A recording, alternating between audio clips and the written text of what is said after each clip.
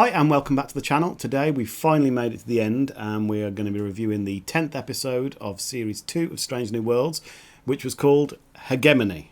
Oh, can I say hegemony? Hegemony? No, You say tomato, I say tomato. You're confusing me now already. So this episode opens on a colony that's structured very similar to 20th century Earth. Bit of an easy way for them to... It looked cheap.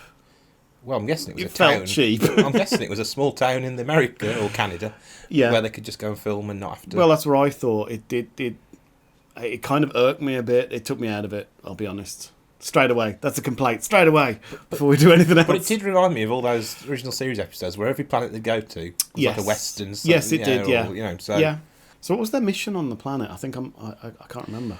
I know Nurse Chapel is there, and Captain Battelle is there as well. They were vaccinating the colonies. Is that what they were just providing medical aid and just resupplying them, I think, in general. I'm sure they were vaccinating because that's what Chapel said she'd finished up. They end up losing communication because at one point they're talking to the Enterprise, Battelle's talking to Pike. And they end up losing communication. A shuttle falls from the sky, and a big shadow is cast over as a ship looms overhead, and it's revealed to be the Return of the Gorn. Just before the ship turns up, though, Nurse Chapel transports up to the ship that's in orbit. I'm guessing it's Captain Battelle's ship, which is called... Think of the name of it. I've got the name. It's the Cayuga. Cayuga, that's it. Yeah. Cayuga, yeah. And she transports up just before... That all happens, yeah. They get Battelle's distress call. Yes. Then he gets a call from April saying... He needs to go there, but only in an observational capacity, because they don't want to start stuff with the Gorn. That's the thing that threw me, because he said that the world's not a member of the Federation, and I was a bit like, well, the Earth colonists, or there's some random... They did say they were Earth colonists, but they weren't members of the Federation yet. You'd think they'd be covered by that. And that they wanted to be because of their proximity to the Gorn. Yeah. I just don't quite get that, but... No. The Enterprise arrives and finds the Cayuga... obliterated, which to me, I'm like, okay, that's clearly an act of war. Yeah, and they're still on tiptoeing around it. But did you notice the original series music in the background as well? Yes. When they come around, I did quite like that. There's a lot of musical notes in this one. So the implication. It's one of the faults of this episode. The implication is, oh my God, Nurse Chapel has died, and they keep trying to do that. Only we know she's. There's no way because she's in the whole situation. I think you know who these characters are. You know where they end up. Well, apart from obviously the ones that aren't around on the Enterprise, like there are some people that could die. They probably should have put some of those characters in peril instead, and that would have made more sense. But it's what it is. I suppose if you haven't seen the original series, they'd still be quite tense for you. Yeah. So the Gorn have set up some sort of jamming device on the planet, haven't they? And it prevents them from communicating and transporting down to the planet. Scanning, did they say as well? Yes, because they can't find out where the colonists are. Aren't they? Yeah, so they're hoping that the colonists are still alive. Only the Gorn have sent a message to the Federation that basically divides part of the sector up, saying a border across it, saying this is all ours, don't cross it, and the Enterprise is on the wrong side of it. Literally right on the edge of it.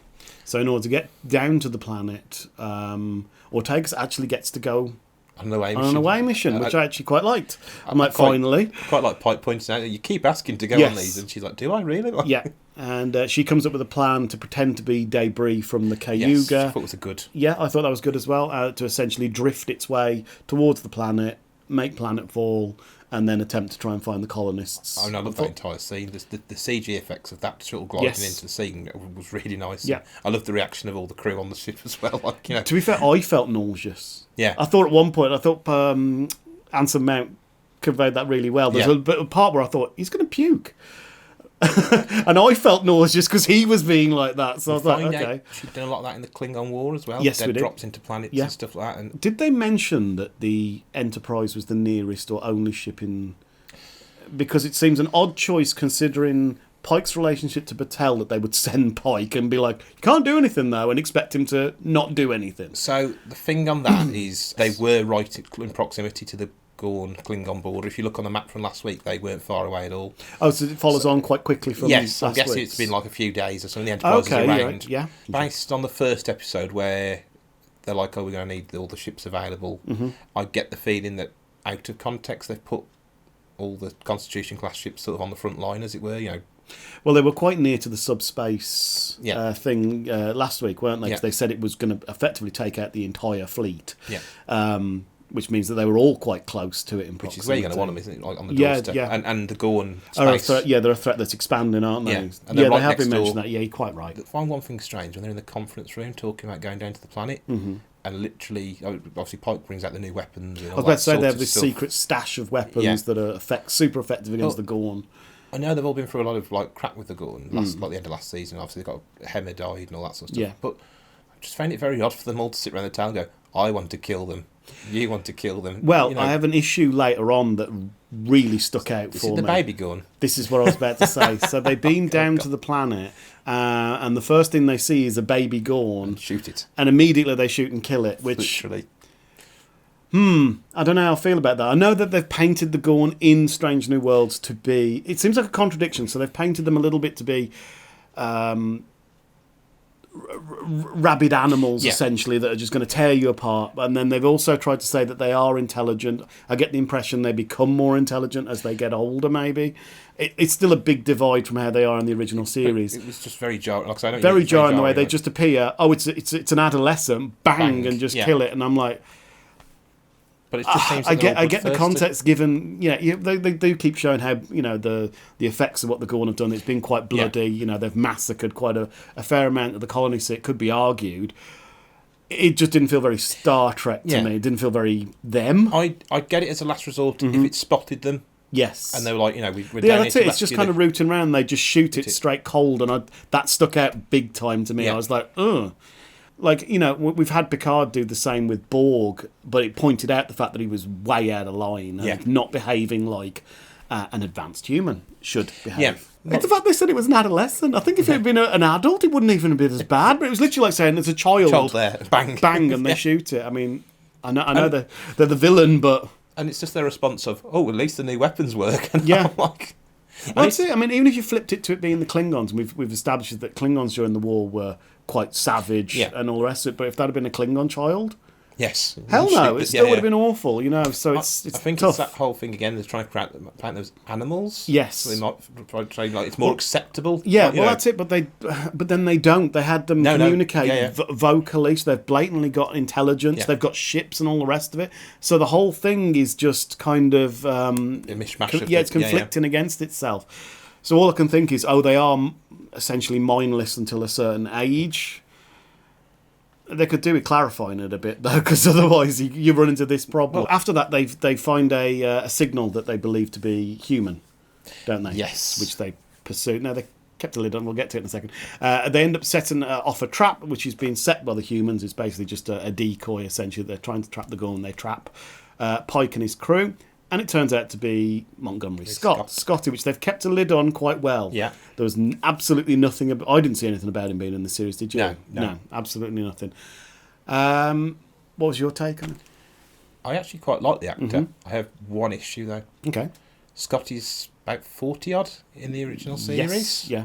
He looked very young. Well, I know the actor's 29, so I looked him up to see. Okay, he just looks young then. So there is that. Mm-hmm. But at the same time, I was like, well, even if you go off... The way they're acting is a lot younger. Yes. And I'm a bit like... Yeah, because they had a scene with him with Pelia as well, didn't they? Yes. Which I quite liked. But that comes later. Yeah. So that was the only thing that took me out of it. But apart from that, I actually think he plays the role quite well. I thought he was okay. I found him a little bit nondescript. He is Scottish. Yeah. So that helps. Yeah. I found him a little nondescript, but I think I'd rather that than go over the top and get it wrong. I didn't think they wanted to overplay him. Yeah.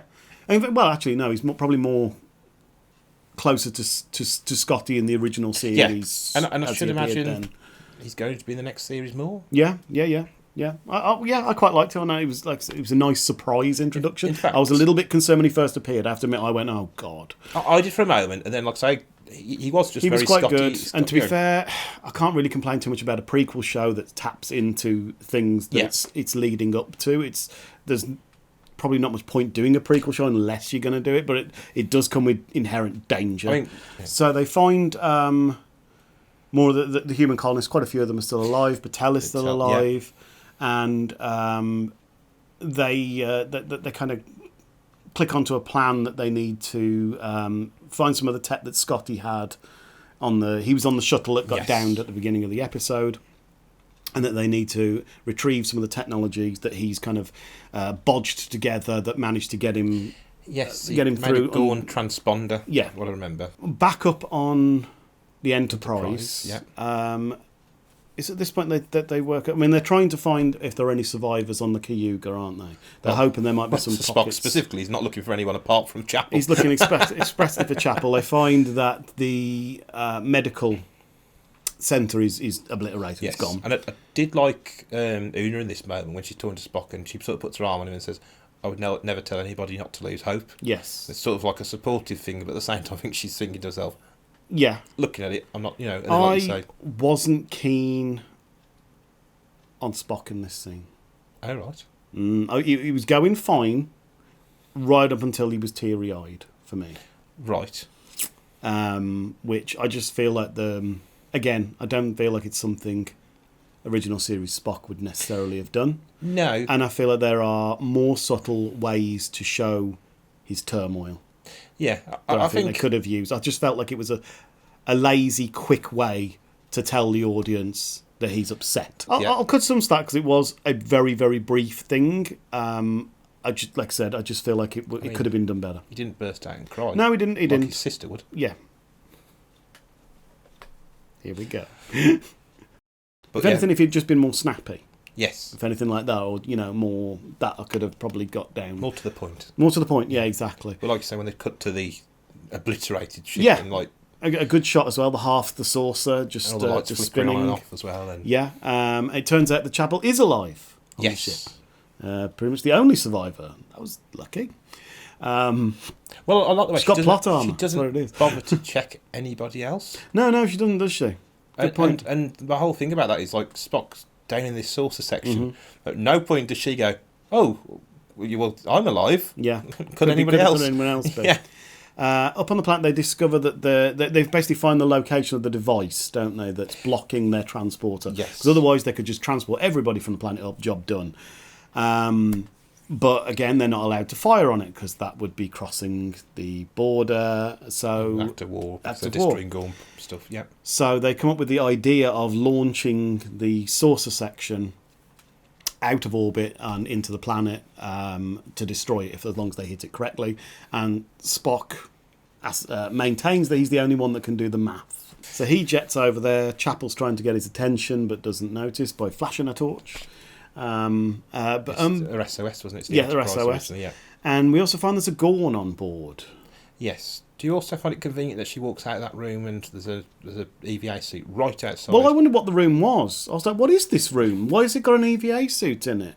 She just walks out into the That's corridor. what I thought. Yeah. I'm like, there's one right there. And I'm like, why is there an EVA suit? What is this room specifically supposed to be that has an EVA suit? It happens to be alive in the right part of the ship where it happens to be an EVA suit. It's just a shame that random one Gorn. Why was the Gorn on the ship? I know it keeps saying access denied as it's trying to access the computer, but what was it doing? The only thing I can think is it was trying to access systems and have a look into things. Yeah. But it seems odd that it was on the blown up. I mean, the Enterprise would have noticed if a shuttle went to it, wouldn't it? So it must have been on the ship when it was blown up. Yeah, I think it must have gone on board. But, which we didn't see the attack, to be fair, no. so they could have been boarded. I mean, might yet still. It might have just been trying to get a signal to its own people, effectively, to be fair. I will just say one thing going back to the EVA suit. One thing that really bugged me, she also happens to find one that matches her uniform colour. It's the white. It's the white, yeah. Breastplate on it, whereas Spock's got obviously the blue one for it. That just really bugged me. Yeah, they do end up, because she ends up going to the bridge, which is where Spock is also on the bridge, and the Gorn is also on the bridge as well. Again, or the xenomorph. Yeah. It's very xenomorph. That tail isn't it? coming the tail down. coming down. We're in the alien so. We did get quite a good zero-G fight. I'll give them that. It was flashy, but it worked. I like when she darted across the bridge for the phaser, and obviously you've got no control. Her foot catches on the railing. However, I do get irked again. That's my favourite word, this video. Why is the view screen a window? They keep doing this. It's not a window. It's a view screen. It's a video thing. Why is it a window? That's dumb. It's transparent aluminum. Could be that. Could be that. Yeah, fairly decent sequence, and they end up managing to get the saucer where it needs to go. Meanwhile, on the planet, Pike and Scotty and Battelle. Yes, because All Pike three of tries us? to sneak away, doesn't he? Yes. Because they're asleep. Which I do like that conversation when Scotty wakes up and he goes, if you're going to have a secret conversation Yeah. right where I'm sleeping, Yeah. then, so they sneak off to the shuttle. To the shuttle to go and get the tech, and there is a Gorn on board, and we get a scene that was directly lifted from Alien 3. It's a baby Gorn as well, again. Another baby Gorn, yeah. Gorns. Where it doesn't kill Battelle, and everyone's like, oh, why? And I'm sitting there going, I've seen this movie, so I know why. She's carrying eggs. She's already been implanted. And she's probably going to die. So, which we've been saying for weeks, we thought that was going to happen. But again, another thing where they've lifted something from something else. Well, let's face it, the new Gorn are based on. They're based on an alien. Xenomorph. I think it's. This is going to sound really harsh. I think it's people that just don't care, that they've seen something and they're like, I'm just going to lift that, or they're just not giving it enough thought to it. It's just again, it's another thing that I feel is lazy. That's what they'll tell you. It's an Easter egg. It's lazy. These people need to be doing better. So the blocker is essentially destroyed, and so they get an urgent message. We need to get up to the ship. We need to Chapel. You need to go to sickbay immediately because Patel's going to have these eggs burst out of any second. So of course they stop and have a talk, her and Spock. Well, which made me go. They made it sound really urgent. Chapel, you need to go to sickbay right now. And his Spock's like, oh wait a second, let's have a quick talk.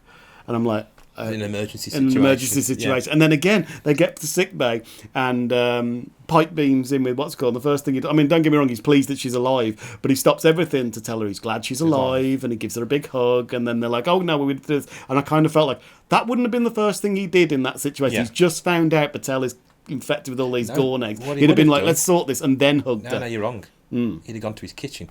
I wonder whether or not they were going to shove her in the transporter buffer again.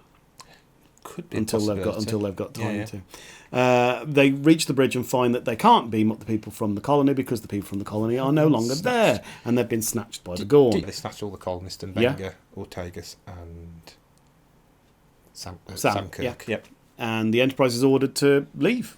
Yes, essentially, they're not to get involved. The tense moment at the end of this episode, like Pike literally doesn't know what to do. No, he doesn't. They keep asking him for orders, don't they? Yeah. Which, again, it was one of those I was like, he's captain, he probably should be answering, but it is a big, difficult situation to be stuck in. It was a decent cliffhanger. I liked it more than last year's cliffhanger to a degree, because it involved bigger stakes than one person. But last year's wasn't a cliffhanger. We didn't have a big to be continued. For once, we didn't, I sat there and I was like, oh, it's a proper Trek. Yeah, it is actually, good point, yeah. I've got to wait a year to find out what happens. Yeah, it's been a while since that. Was that they're trying to do their best of both worlds moments a little bit? Yeah. And I just love how tense it built up to, like I say, and you literally, the last line of the episode is Una going, like, what's your orders, sir? Yes. It ended strong, I'll give it that. Yeah. For any other issues I've got, that was pretty good. And gives us, I don't want to talk about season 3 too much, but gives us some high hopes for that the first episode of season 1 is going to be one follow on from the story, and 2. Well, they've left it. I know they want their opening to be, judged by this year, to be an action heavy thing. So it makes more sense to leave on an action note so that you can pick it up with the action note, and that wouldn't be as jarring as what they did last year, where it ended with an ethical dilemma. And then went into an action episode, which barely even referenced it. That was really jarring. So that's a better setup for next year, if that's what they want to do. And it makes sense to do that as your opening. To be continued. Yeah. Just really helped. When that flashed on the screen, I was like, you. Yeah. Yeah, it needed dun dun dun dun dun dun. Yeah. I think it's you first on the rating this time. It was me last week. So how many lights since they're making a comeback? I am going to judge this. 5, not 4 lights. Yes. I'm going to judge this on the fact that it's a 2-parter. Okay. And it was a strong first half. Okay. I'm going to give it a 4. Out of 5, yeah? Yeah, I enjoyed the episode. It was really a good ending to the series. If you're going to leave me on a cliffhanger, that was the episode to do it. Yeah. I enjoyed it. I don't think I had much issues with the episode, apart from, like I say, some odd moments. Yeah. For me, I'm torn on this one. I admit I really am torn. There's nothing wrong, per se, with the episode. Like you said, it was paced well. It was tense in all the right moments. It was acted well. Certain things that I found derivative did bother me about it. We were essentially getting a retread of Aliens, so I don't feel I can mark it too highly, considering it was kind of leapfrogging off somebody else's work a bit much. I'm not a huge fan of the way they're taking the Gorn, given that they're in the original series. I kind of feel like they should have just come up with something new, if that's what they wanted to do. So I'm probably going to go right down the middle with a 2.5 for me. So we will be back quite soon with our overall review of Series 2 of Strange New Worlds. We're also going to be having a video upcoming where we're going to be talking about a UK Midlands Convention, Destination Trek. That's coming up soon, that we've been invited to attend. So I'm really looking forward to it. So hopefully we might see some of you there. If you join, come and say hi. Hopefully you'll join us for both of those. And if you give us a like and a subscribe or drop a comment down below, we tend to reply to almost all of them just because we've got nothing better to do, pretty much, than talk about Star Trek. It's a hobby. So if you could do that, that'd be awesome. And we will see you very, very soon. Live long and prosper. Bye.